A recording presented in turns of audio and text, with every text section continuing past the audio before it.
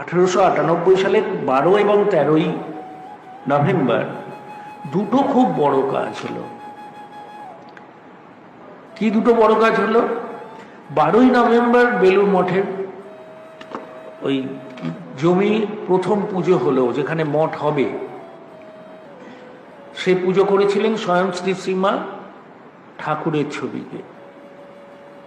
আর 13ই November গোলাম্মা, Yoginma সবাইকে সঙ্গে নিয়ে সদল বলে মা নিবেদিতা বিদ্যালয়ের ভিত্তিপ্রস্তর স্থাপন করেছিলেন। নিবেদিতার যে স্কুল, তার প্রতিষ্ঠিত যে স্কুল, সেই স্কুলের ভিত্তিপ্রস্তর স্থাপন করেছিলেন এবং মা সেখানে এসে স্বয়ং পুজো করেন। এই দুটো গুরুত্বপূর্ণ কাজে আমরা মাতৃ আশীর্বাদকে দেখি। মা স্বয়ং উপস্থিত থেকে দুটো গুরুত্বপূর্ণ, পরপর দুদিন দুটো গুরুত্বপূর্ণ কাজে মা কিন্তু দাঁড়ালেন এসে। এবং